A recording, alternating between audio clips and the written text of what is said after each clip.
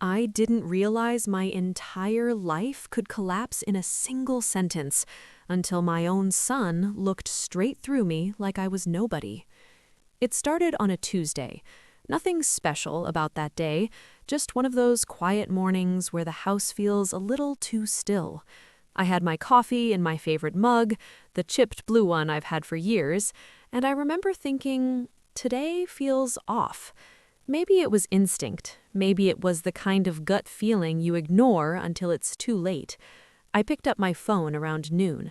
I hadn't heard from my son, Ethan, in a few days.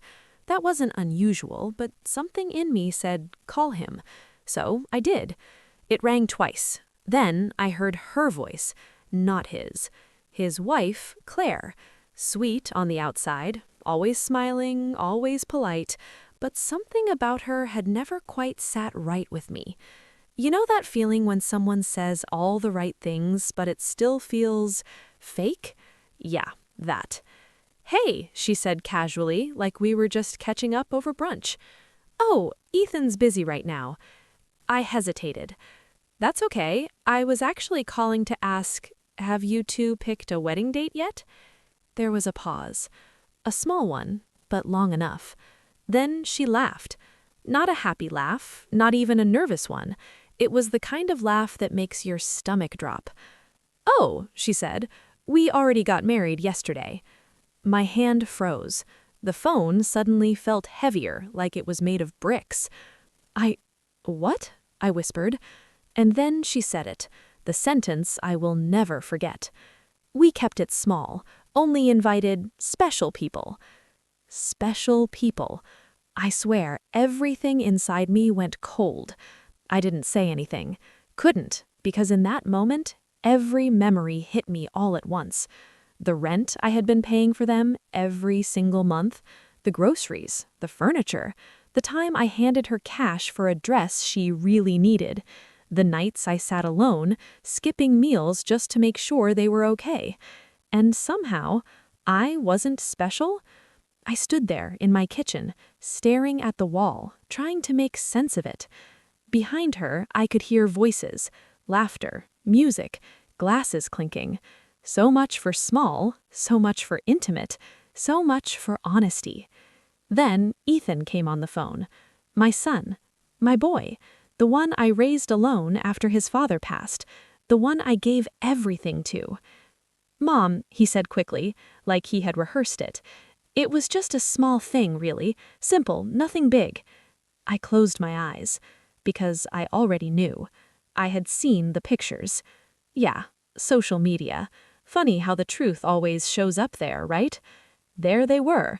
Claire in a beautiful white dress. Ethan in a tailored suit. Her family smiling. Her parents front and center. Her friends raising glasses. Everyone looked happy. Everyone looked included. Except me. I wasn't even an afterthought. I was erased. And the worst part? I had helped pay for that wedding without even knowing it. That night, I didn't cry right away. I just sat there, still, numb, like my heart hadn't caught up to reality yet. But when it did, it hit hard. I cried for hours, not just for the wedding, but for everything. For every time I said yes when I should have said no. For every dollar I gave thinking it meant something. For every moment I convinced myself, they love me. Because love doesn't look like that. It doesn't exclude you. It doesn't erase you. It doesn't treat you like an option. And definitely not like a bank account. A week passed. 7 long, quiet days. No calls, no apologies, nothing. And honestly, that silence told me everything I needed to know.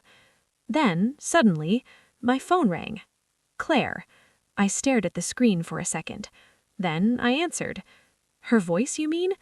Completely different. Soft. Tense. Desperate. Hey, I think there's been a mistake. The rent hasn't gone through. I almost laughed. Not because it was funny, but because it was so predictable. You usually handle it, she added quickly.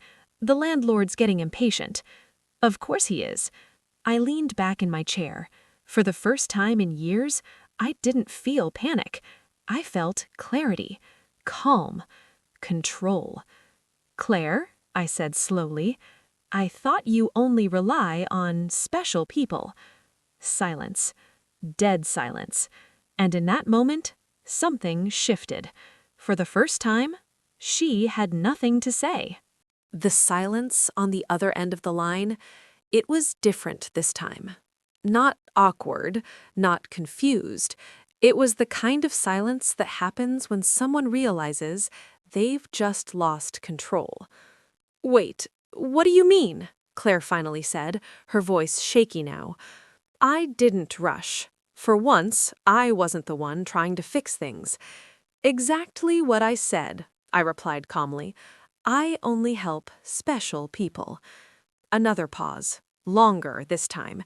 Then she tried to recover, switching back to that sweet tone she always used when she needed something. "Come on, don't be like that," she said softly. "You know we didn't mean it like that. You're family." Family. That word used to mean everything to me. Now it just sounded convenient. "Really?" I said. "Because last week I wasn't special enough to be at your wedding." She didn't answer, because there was no answer. And for the first time in years, I hung up first. That day, something inside me snapped. Not in a broken way, in a waking up kind of way. I sat down at my kitchen table, the same table where I had planned their birthdays, counted money for their rent, worried about their problems, and I grabbed a pen, and I started doing the math, month by month, year by year, every dollar, rent, groceries, furniture, bills, emergencies, little favors. By the time I finished, my hands were shaking. Not from weakness, from anger. Over $30,000. Gone. Not invested, not appreciated, just taken. And for what? To be told I wasn't special. I stared at that number for a long time. Then I did something I should have done years ago. I chose myself. The next morning, I walked into my bank. The same bank where I had stood in line countless times, transferring money to Ethan and Claire without hesitation. The manager smiled when he saw me. "Good morning. Usual transfer?" I shook my head. "No," I said. "Actually, I'm canceling everything." He blinked. "Everything?" "Every single automatic payment, effective immediately." He looked surprised, concerned even. "Is everything okay?" For a second, I thought about lying, about saying it was temporary. But no, "I'm finally okay," I said, and I meant it. By the time I got home, my phone was blowing up. Missed calls, texts, voicemails, Ethan, Claire, back to back, non-stop. Funny how fast they noticed when the money stopped. Not when I was hurt, not when I was excluded, but the second the cash flow ended. "Oh, now it's urgent." I didn't answer, not one. That afternoon, they showed up. Unannounced, of course, because boundaries were never really their thing. I opened the door, and there they were. Ethan looked stressed. Claire looked irritated. Not sad, not guilty, just annoyed. "Come on, Mom. What's going on? Why are the payments canceled?" No, "How are you?" No, "Are you okay?" Straight to the money. I folded my arms. What's going on is, I'm done. Claire scoffed. "Done with what?" "With being used," I said, looking her dead in the eye. Ethan sighed, like I was being dramatic. "Come on, Mom, don't start this. We depend on that money." I almost laughed again. Depend. Such an interesting word. "You're 34 years old," I said. "You're married, you have a home, you have 2 working hands. You don't depend on me, you got comfortable using me." That hit. I saw it in his face. Claire stepped in quickly. "This is ridiculous," she snapped. "You can't just cut us off like this. We have bills." And I had feelings. Didn't seem to matter much last week, did it? Silence, again. But this time it was tense, sharp, uncomfortable. Ethan ran his hair through his hair. "Okay, look, the wedding thing, maybe we could have handled it better. Maybe. Maybe." That word lit something in me. "Handled it better?" I repeated. "You didn't just handle it badly, you erased me." Claire crossed her arms. "It was our day. And I'm your mother." That landed heavier than anything else, because it was simple and true. What happened next I didn't expect. Ethan's tone changed, not softer, colder. "Look," he said, "you're overreacting, and honestly, this whole situation is starting to feel unstable." "Unstable?" I stared at him. "Excuse me?" Claire jumped in, her voice smooth again.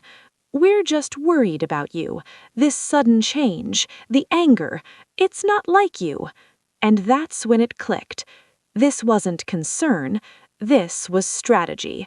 They weren't trying to fix things, they were trying to control the narrative, paint me as the problem so they could keep the money. I felt it in my chest, that cold, sharp clarity again. "You need to leave," I said quietly. Ethan frowned. "We're not done talking." "I am." Claire's mask slipped for just a second.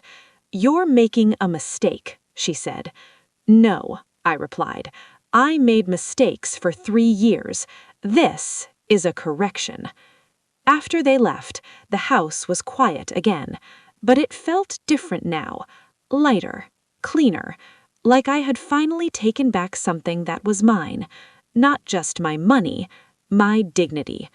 Weeks passed. They tried everything: calls, messages, guilt, anger, even fake apologies. But I didn't budge. Because once you see the truth clearly, you can't unsee it. And here's the part nobody tells you. Cutting people off doesn't just hurt them, it hurts you, too.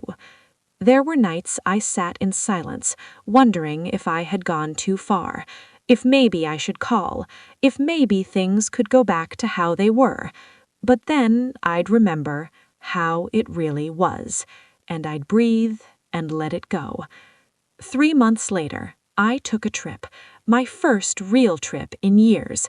No stress, no emergency calls, no one asking for anything. Just me, living, and for the first time in a long time, I felt peace.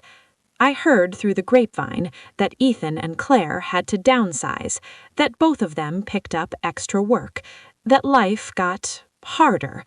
But you know what? That's not cruelty. That's reality.